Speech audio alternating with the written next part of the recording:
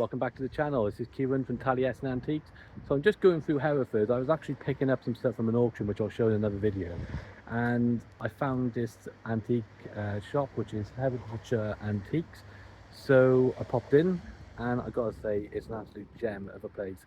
They were very kind and allowed me to film in there and show you around. So have a watch of this video. Let's do some antique hunting in Hereford.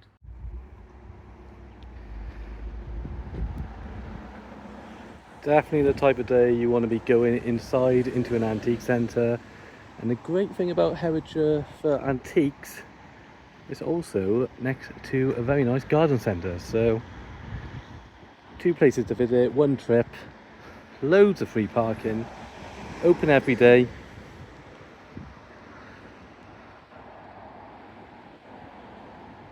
So get on down here and have a look around and you will not be disappointed.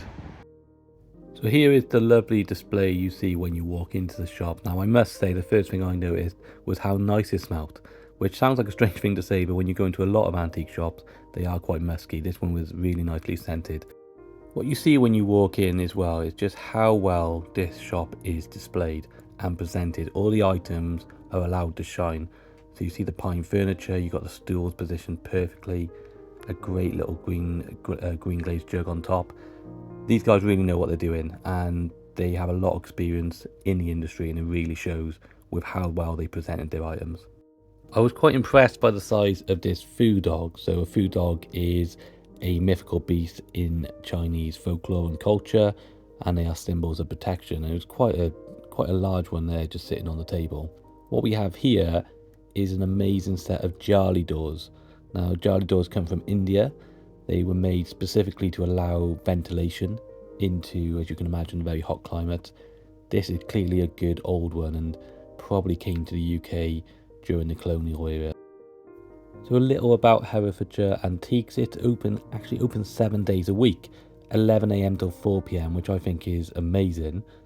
You've also, of course, as I showed earlier, you've got the garden centre next to it, so you really can just make, it's a great little trip. You can get, you can go to both places and really have a good look around. Now, if you've never been to Hereford, which is where the shop is, it's an incredible city which is absolutely beautiful and just has a lot of history to it as well. So I would suggest making a whole day out of visiting Hereford, because it's one of those places that you will not forget going to.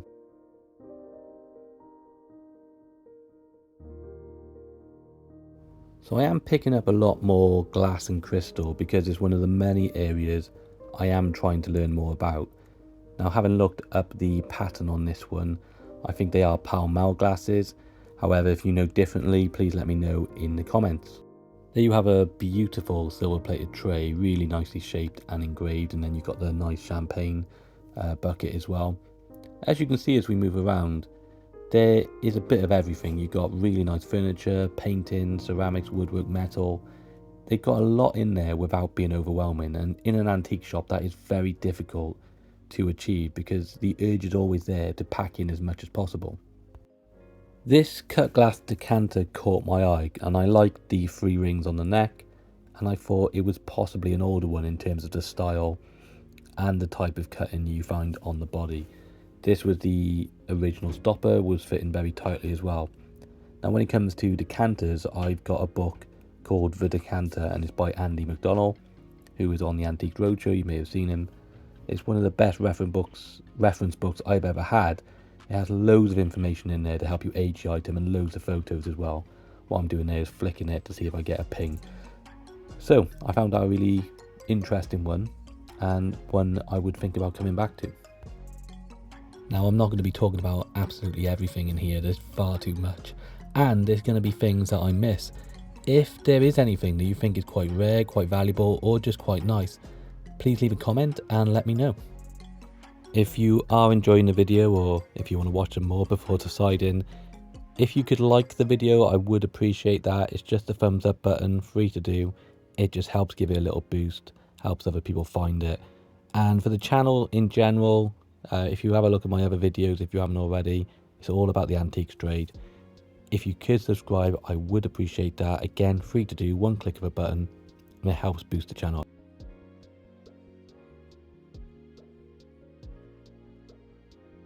There are two amazing chairs in this section. You saw the ladder back chair there with a rush seat. I really like this one. It's so beautifully carved. Amazing like shine you get on the wood. Clearly been polished. Very clean, clear cushions and upholstery there on the tapestry. Now I think these low chairs are known as nursing chairs, and I've got to say that that price I think is spot on and a really good deal for someone. From the mid to late 19th century, you can imagine that sitting in a home looking amazing. There's a great selection of Toby jugs in the shop, and if you're not familiar with them, they originate from the 18th century, made in England, based on a character called Tony Philpott, and then since then they've been made and with different characters. Now early ones and rare ones, even more modern rare ones, can be very valuable, hundreds, maybe thousands, so they're worth knowing more about, and I am going to try and do more research about them. I didn't spot at the time, but if you just saw the little yellow panel type teapot there, that's actually a Quimper teapot made in France, and they can be very collectible, so if you are passing, might be one to look at.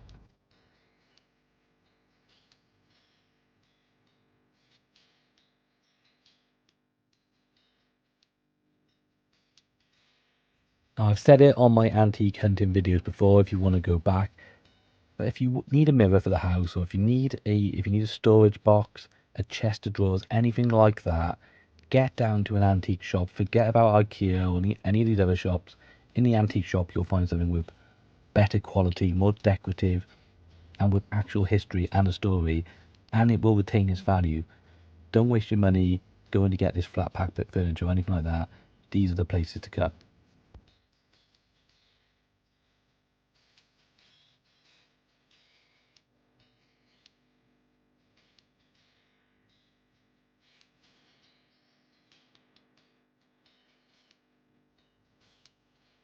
I'm really in the market for furniture items. Every now and again I'll pick something up, but sometimes something just grabs me and I really like the form of that bentwood coat stand. Really good quality thing. And if you needed one, why wouldn't you get that one?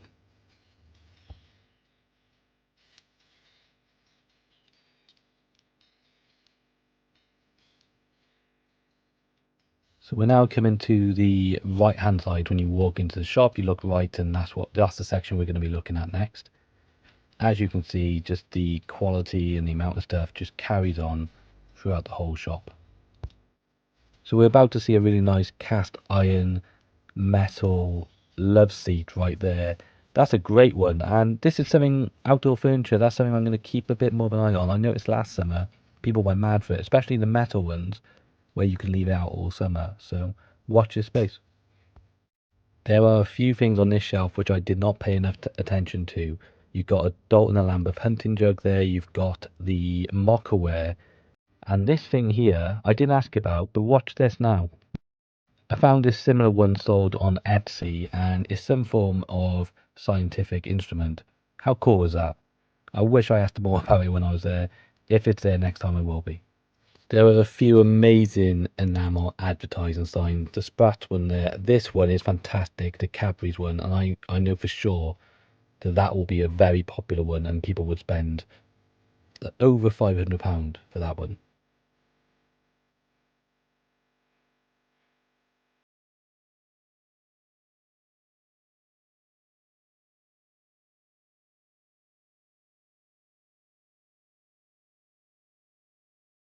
This is a rare piece, probably late 19th century, a copper, either art and crafts or art nouveau copper stick stand or umbrella stand. They are highly sought after.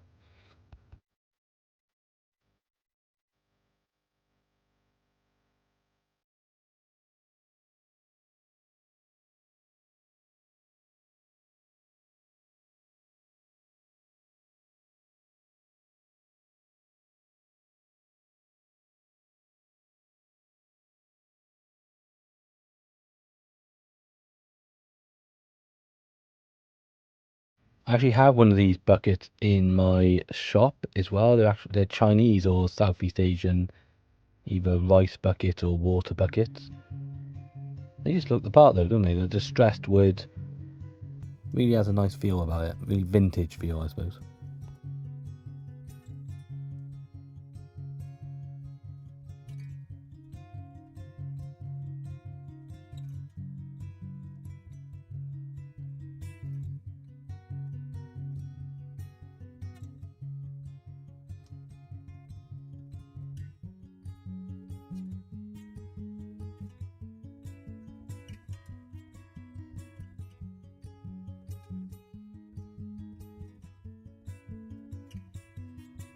Anything Chinese will catch my eye. These little figures here are mid to late 20th century in the familiar rosé colours. You have a prunus pattern ginger jar as well.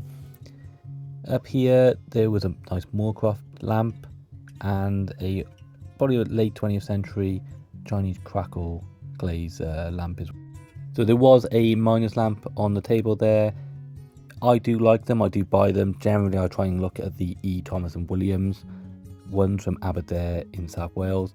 I didn't think that was one, so I left it this time. I like the look of this attractive old enamel candlestick, which has been converted into a lamp. I think it was French by the looks of it, but really nice colours, very decorative. Lovely pair of brass candlesticks you have there. The style of those candlesticks looks to me to be late Victorian. This was a nice step ladder, for it had a nice grain and colour to it. This table's good. It's tolware, which is Victorian, like a paper mache type material, and they can be very valuable. I did consider this pair of jugs. They are English Majolica. Now, Majolica can fetch really good money. They are by a company I've since found out called Adams and Bromley, and they could have been a good buy. People are asking for hundreds of pounds for them online.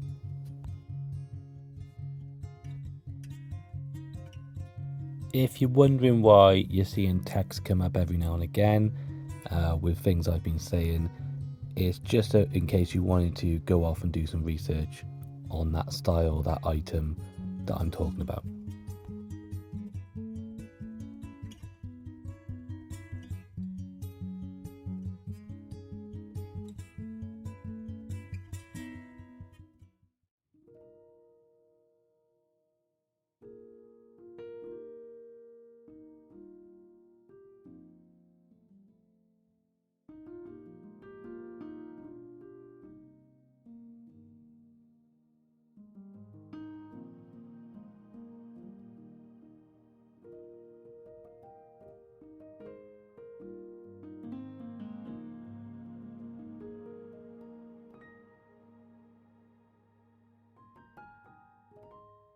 I often take a closer look at religious iconography. Usually it's made of plaster or of a chalkware, maybe a wood carving, but it's always something I want to have take a look at because sometimes they can be very special pieces. I was a big fan of this picket stick, so it's like a picket candlestick that would have been also in a religious setting, probably in a church. Really nice style to it, and it was £75. I thought that was a very generous price.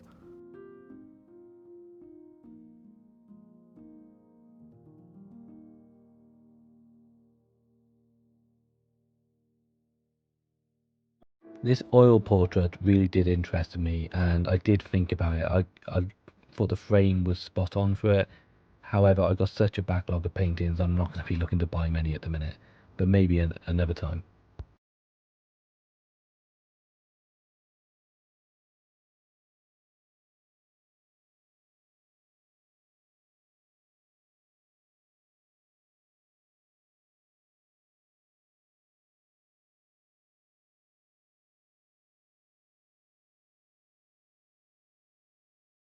I'm not sure of the material of these perched greyhound sculptures, but I thought they looked amazing to me.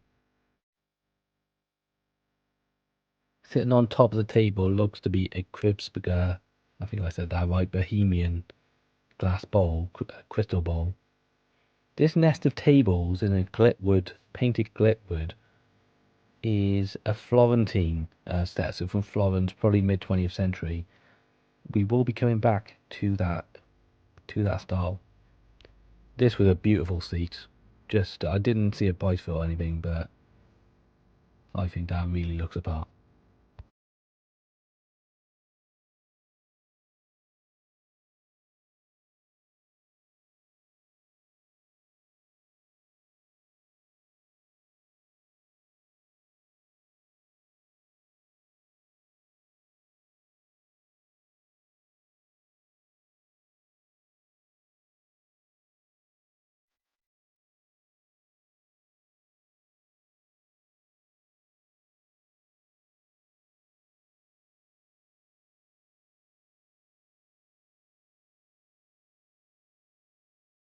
I had to take a closer look at this tray. I really attracts me is old gold paint kind of wearing off. I don't know what it is, but I just really like that look, and it always draws my eye.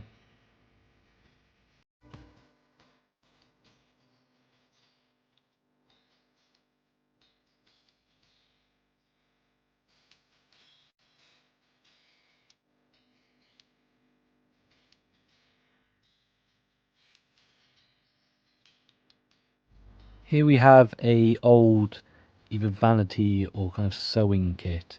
When I say old, we're talking mid to late 19th century, I think.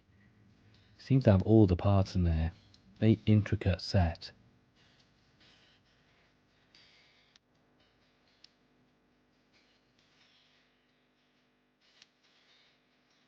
That appears to be a child's maybe mid 19th century rocking chair sitting on display there.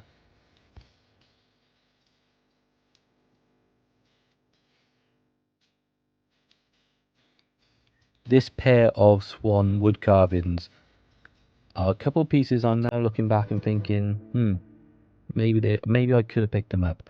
I don't think they're decoys. I think they are made for decorative purposes, but they are really nice, and they got something about them that does intrigue me.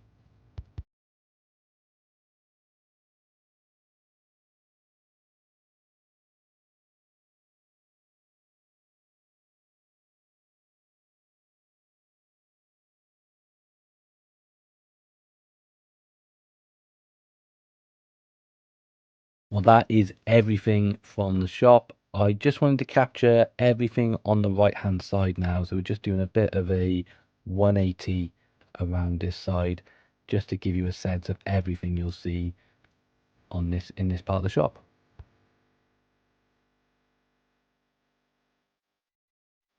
And we're at the counter, and here are the three items I decided to take home with me. Now, this jardiniere was not featured in any of the video because it was just sat there on the counter and I saw it on the way out and I couldn't resist it. We'll now go to Taliesin HQ and I'll talk you through why I bought them. Here they are, the three items I bought from Herefordshire. I'm very happy with them. Very interesting pieces, and I'm going to be very proud to have all three of these made available on my website. So we're going to take a closer look at everything. We'll start with this tray. So it's a glitwood tray, which means it's made of wood and it's been painted gold. As you can see, it's got some other symbols on there as well.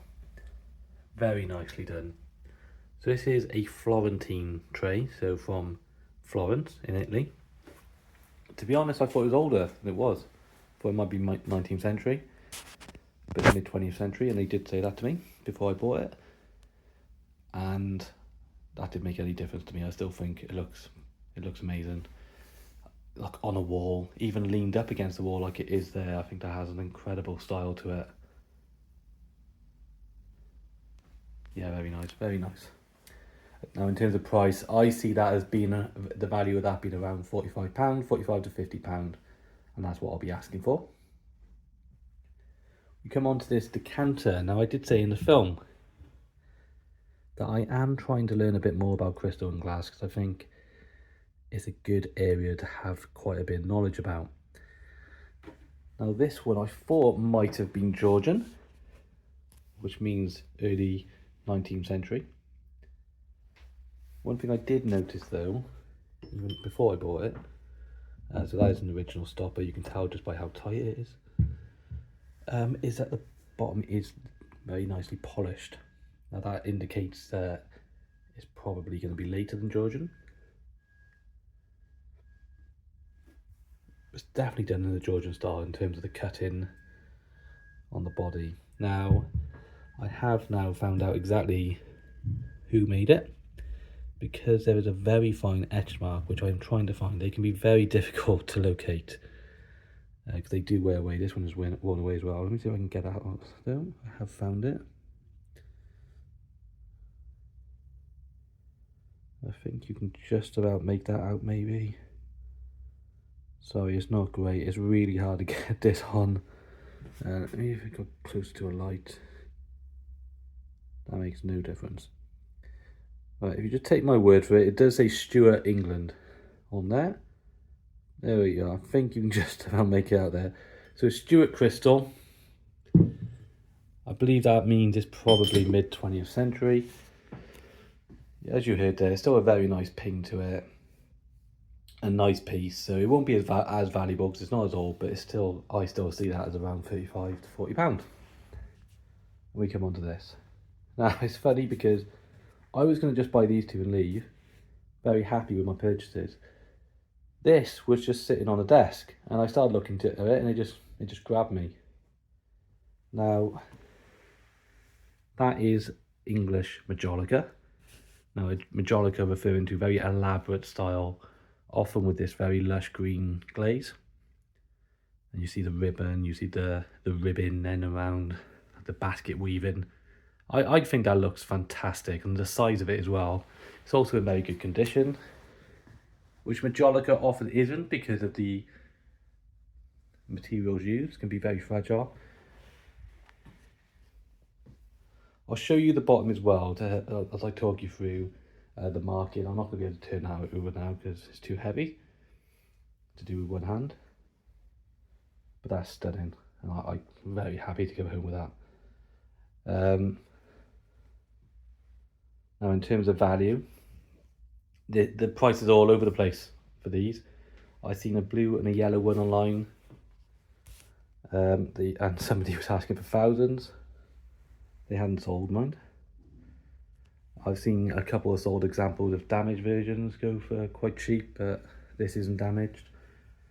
I bought it and I still think it's probably worth about 150 to 200 pounds, but we will see. I'll look into it in more detail before I list it. Yeah, absolutely beautiful example. And I gotta say, look, I wasn't going in there to buy anything. I had just picked up a load of items from an auction. If anything, I shouldn't be buying stuff. I need to list what I've got. But I just didn't want to walk away from these three items. So there we go. Very happy with them. Okay, so I've got this turned upside down. We're going to look at the bottom of the piece there. So there we are, that lush green glaze going all over the piece. Let's have a look at the markings then. So you've got here some numbers. This is going to be a pattern number or a manufacturer number in the factory at the time incised into the piece there. Now that doesn't mean a lot to me. I can't do a lot with that in terms of identifying. So we'll come on to the mark. Now you see Mintons very clearly. Now, as I mentioned, after 1891, most ceramics are going to have some reference to where they were made due to changes in export laws, which required pieces to be labelled with the name of the country on them. And that went on until, you're looking at the mid-20th century. So there's no reference to England on this piece. Just to sometimes it says made in England in a totally different place, but it's not on this one.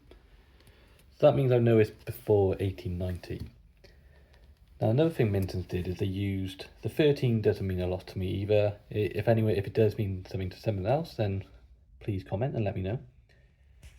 But what does mean something is this mark on the left hand side there. That is known as a cipher, and it's a symbol. And Mintons from the mid 19th century onwards used a symbol to say what year the piece was made. So they had a different symbol each year, also known as a cipher. So that one, it's not actually that clear. I'll try and put up a screenshot of the different Minton ciphers. I got this from a website called potteryauctions.co.uk, so anyone can have a look on there. And I think that looks most similar to the 1875 one, which is an E. But feel free to let me know if you think it's different. There you have it. Well, I gotta say, they were amazing. Really enjoyed visiting there. They were really kind in terms of just letting me film, tell me about the shop, also with a deal at the end as well. So I was over the moon. And I've got to say, look, I'm going to be passing it. Anytime I'm passing by, I'm definitely going to drop in because it's almost like it's not just about what you can buy in there. It really does, as a dealer, give me that inspiration in terms of how to present items. Some people just know how to do it. They have almost like an interior decorator sense about it. I thought every item was positioned really well. It allowed every item to stand out and you could take it in. I have an antique store, as many of you know. I'm in the pumping station and I find that really difficult. I've got so many items. I do try and get them all in, try my best to let things stand out, but I find that really hard. I think they absolutely nailed it. So look, I recommend you dropping in if you're ever passing by as well. That's the video today. Just a message to anyone else who has an antique store, an antique centre, even if you just have a large collection or items that you want to show off. Let me know, and if if you're happy to have a film, give me a shout, and I'm happy to see if we can get that organised and do a little tour. It's good publicity, but it's more than that. It's actually just quite interesting to see different things and delve into the history of these different items. So drop me a message, my contact details on my website, and we'll see if we can get that organised. But apart from that, that's the video today. I've got more coming out soon. Thank you for watching. If you haven't already, I'd appreciate if you subscribe to the channel. It's free to do, just to click the button and you get notifications of when my new videos are out, and it helps me boost the channel a little bit. Like the video does that as well, and of course comment. So if you've seen anything you like, or if there's anything at all that you think I missed, or which I probably did, I do notice when I look at these films myself that I miss things out and think, why don't I spend more time looking at that, spend more time giving more attention. So yeah, let me know if you think I've missed something. There we go then, until the next time, thank you for watching and take care. Goodbye.